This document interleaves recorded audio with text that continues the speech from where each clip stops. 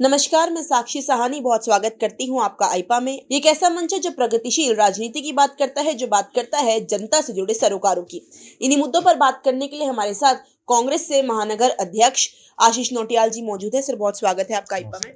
नमस्कार। सर, सबसे पहला सवाल मेरा ये है कि जो प्रगतिशील राजनीति है उसको लेकर आप क्या समझते हैं, और प्रगतिशील राजनीति यानी प्रोग्रेसिव पॉलिटिक्स, इसको लेकर आप कौन से मुद्दों को सोचते हैं जो प्रगतिशील राजनीति का हिस्सा हो सकते हैं?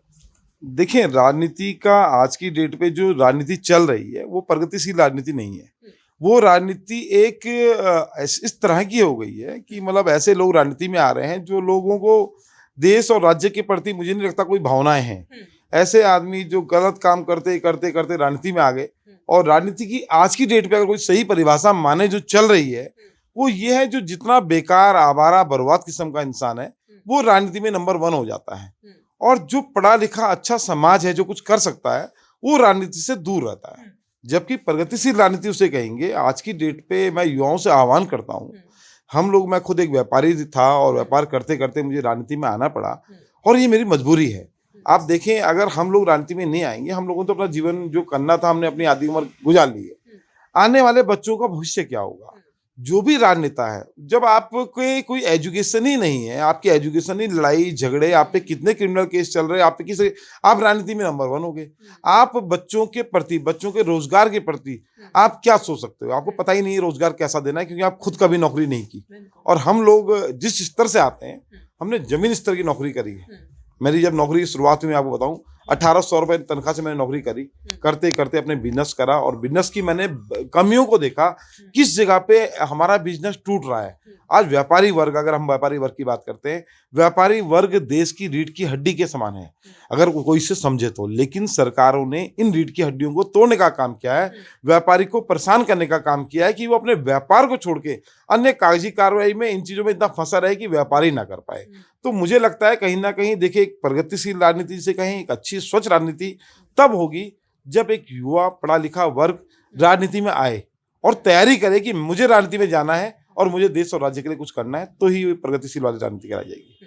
सर, तमाम जो राजनीतिक दल की अगर हम बात करें तो अपने आप को लोकतांत्रिक कहते हैं, लेकिन नाम मात्र कहीं ना कहीं जो दल है वो लोकतांत्रिक नजर आते हैं। इसके बारे में क्या कहना चाहेंगे? देखिए, बोलने के लिए तो बहुत कुछ कहते हैं लोग, लोकतांत्रिक भी कहते हैं, सब कुछ कहते हैं। ये बातें सिर्फ बोलने की बातें हैं, बाकी सच्चाई कुछ और है। जो राजनेताओं की सच्चाई है वो कहीं भी, देखिए मैं आप बताऊं, जब बड़े लिखे आईएएस ऑफिसर, बड़े लिखे अधिकारी के ऊपर ऐसे आदमी को बैठा दिया जाता है जिससे पढ़ना लिखना ही नहीं आता, फिर इस तरीके की बयानबाजी होती है उल्टी सीधी की। आप देखें कि अभी जैसे एक मंत्री का बयान आया था कि एक ऐसा ऐप बन गया जो बारिश का रुख ही बदल सकता है। तो ये बात कौन बोल सकता है? ये वही तो बोलेगा जिसकी एजुकेशन कहाँ स्टैंड करती है। या अभी एक हमारे मुख्यमंत्री जी का बयान आया था कि कोरोना भी एक वायरस है, उसको जीने का अधिकार है। इस तरीके की बातें कैसे होती हैं? क्या सोच के करते हैं लोग? जीने का अधिकार है, ठीक है, कोरोना एक वायरस है, आप उस चीज की बात अलग है, आपसे ये नहीं पूछा जा रहा उसको जीने का अधिकार है कि नहीं है। लेकिन देखो, जब कोई एक आदमी अगर किसी दूसरे का मर्डर कर देता है, कुछ करता है, तो उसको जेल होती है, फांसी की सजा होती है। पर एक कोरोना वायरस ने करोड़ों लोगों, लाखों लोगों को इफेक्ट कर दिया, जान ले ली।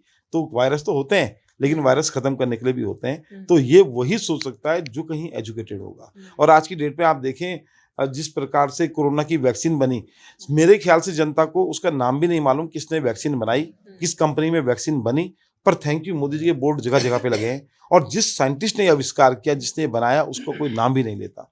तो एक दुर्भाग्य है देश का। और लोग ऐसे ही पीछे पीछे घूम रहे हैं उन लोगों के जो अपना प्रचार कर रहे हैं। आप देखिए, अगर आज कोरोना की बात करते हैं, कोरोना वायरस में जिस तरह से हमने उसका नाम नहीं लिया, जिस साइंटिस्ट ने बनाया, हमने थैंक यू मोदी जी लिखा कि आपको इंजेक्शन लगाने के लिए। तो कहीं ना कहीं मुझे लगता है ऐसा भी लिखना चाहिए, थैंक यू मोदी जी, इतनी मौतों के लिए, आप जो इतनी मौतें कोरोना काल में हुई उसका भी धन्यवाद उनको देना चाहिए। तो कहीं ना कहीं स्वच्छ राजनीति और साफ राजनीति होनी चाहिए। और राजनीति स्वच्छ तभी होगी जब एक पढ़ा लिखा एजुकेटेड तबका राजनीति में आएगा। और मैं एक बात और चाहूंगा, राजनीति में महिलाओं की भागीदारी बहुत जरूरी है। महिलाएं वो हैं जो परिवार को चलाती हैं, जो परिवार की व्यवस्थाएं बनाती हैं। आज की डेट पे अगर महिला वर्ग की बात करते हैं, आज हमारे समाज में चाहे आप पूजा पाठ से लेके ले लीजिएगा, चाहे आप रिश्तेदारी से लेके ले लीजिएगा, हर चीज में महिलाएं अग्रणी हैं। और आज जब हम मीटिंगों में जाते हैं, मीटिंग लेते हैं, सबसे अधिक महिलाएं मिलती हैं। और कोई मेहनत में कमी नहीं महिलाओं के, बहुत अच्छा मेहनत करती हैं, जितनी देर काम करती हैं पूर्ण निष्ठा और ईमानदार से करती हैं। महिलाओं को राजनीति में जरूर सक्रिय होना चाहिए। बिल्कुल सर, महिलाओं की सक्रिय सक्रिय भूमिका तो होनी ही चाहिए, अगर इलेक्शन की बात करें या चुनावी पार्टियों की बात करें। इसी से जुड़ा एक सवाल है सर, विधानसभा चुनाव आने वाले हैं और हम देखते हैं चुनाव के समय कहीं न कहीं भावनात्मक जो है मुद्दे हो जाते हैं। हालाँकि बात डेवलपमेंट की होनी चाहिए, फैक्ट्स की होनी चाहिए, फिगर की होनी चाहिए, लेकिन बात कहीं न कहीं धर्म की होती है, कस्बे की होती है, कुंभे की होती है। इसे कितना गलत मानते हैं आप?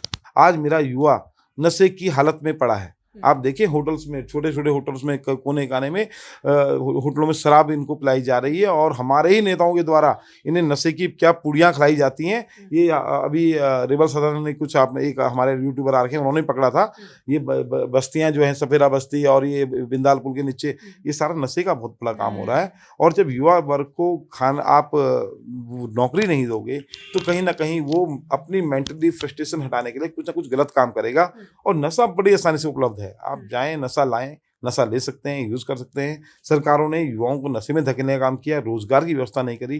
बिल्कुल सर, बहुत उम्दा विचार है आपका और इसी से इन्हीं विचारों से कहीं न कहीं प्रेरित है आइपा। अगर आइपा की मैं बात करूँ तो सर समाज कल्याण की बात लगातार आइपा करता है। लगातार किस तरीके से प्रगतिशील राजनीति को आगे बढ़ाना है, इसकी कोशिश जो है आइपा करता है। उसी से जुड़ा सर मेरा एक सवाल है, आप भी समाज कल्याण में बड़े लंबे समय से हैं और बहुत प्रचलित हैं इसी चीज़ को लेकर। तो सर जिस तरीके से सामाजिक बुराइयाँ हैं, अगर महिलाओं को लेकर बात करें, अभी आपने नशों की बात करी, इनको किस तरीके से जो आम जनता है उन्हीं के दिमाग से निकाला जाए? क्योंकि कहीं न कहीं हम देखते हैं अगर रोज़गार की तलाश में ही जो है युवा नशे की लत में पड़ते हैं, लेकिन उसके आदी हो जाते हैं। तो किस तरीके से उन चीज़ों से जो है हटा जाए?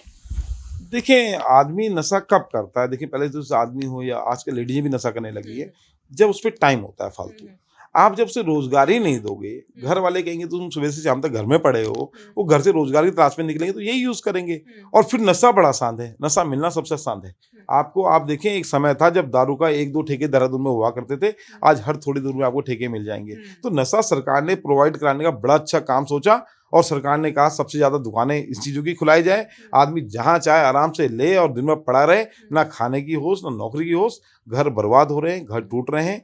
कहीं न कहीं से देखें, एक बेरोज़गार आदमी के लिए मैं क्या कहूँ, क्या करेगा आप हुँ, बताएँ? हुँ, आज की डेट में मज़दूरी भी नहीं है, वो कहाँ जाएगा? हुँ, सोचना तो सरकार को पड़ेगा और सरकारें बनती ही इसलिए हैं। हुँ, बाकी रही समाज सेवी की बात, मैं एक समाज सेवी था। हुँ, मैं क्या कर सकता हूँ बताएँ? अगर मैं समाज सेवी हूँ, मेरे हाथ में कोई पावर ही नहीं है, मेरी कोई सुनता ही नहीं, मैं क्या करूँ? मैं एक धरना दे दूँ, मैं एक डीएम को ज्ञापन दे दूँ, क्या नौकरी लग जाएगी? हुँ, क्या होने वाला है उससे?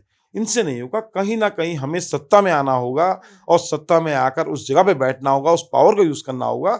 आज समाज कल्याण विभाग भी एक खुला हुआ है। समाज कल्याण विभाग के घोटाले दुनिया भर के रोज़ सामने आते हैं। आप देखिए, मेरे पे एक शिकायत है, विकास नगर के पास समाज कल्याण का कोई ऑफिस है, कहाँ है? वहाँ साइकिलें खरीद के इतनी साइकिलें पड़ी हुई हैं। तो इन लोगों ने कहीं न कहीं पे देखें, हर जगह लूटने का प्रयास किया, योजनाओं को इसलिए बनाया कि कहीं न कहीं किसी को चीट कर पाएँ। तो योजनाएँ भी सरकार अपने खाने के लिए बनाती है। तो कहीं न कहीं सरकार और लोग मानवता का सोचें और मानव के हित के लिए काम करें तो ये अच्छा होगा। एक सवाल सर, आखिरी सवाल ये है कि किस तरीके से जो है विकास के जो मुद्दों को उठा रहा है आइपा, इसको किस तरीके से देखते हैं और क्या-क्या विकास के मापदंड जो हैं आप सोचते हैं, मार्गदर्शन अगर कोई आइपा को आप देना चाहें तो? देखिए, बहुत ही सराहनीय प्रयास है आप लोगों का और वाक़ई आप विकास के बारे में अगर सोचते हैं, तो सोच ही वो चीज़ है जो सफल होती है, जिसका कोई रिज़ल्ट निकलता है। पहले सोच ज़रूरी है। आइपा ने एक अच्छी सोच निकाली, अच्छी सोच है आइपा की, एक अच्छी स्वच्छ राजनीति होनी चाहिए, किस तरह के लोग होने चाहिए, क्या जब विचार चलने शुरू होते हैं, तो एक ना एक समय वो अपने स्थान पे ज़रूर पहुँचते हैं। तो आइपा की सोच को हम सराहना करते हैं और चाहते हैं आप इन मुद्दों को लेके आप समाज को जागरूक करने का भी काम करें। समाज में अच्छे लोगों के इंटरव्यू लें, जो अच्छा सोचते हैं और कर सकते हैं, उन लोगों के लिए। और मेरे युवा पीढ़ी जो जो कहती है कि मेरे पे रोज़गार नहीं है, वो युवा पीढ़ी आए, अच्छे आदमी को सफल बनाए।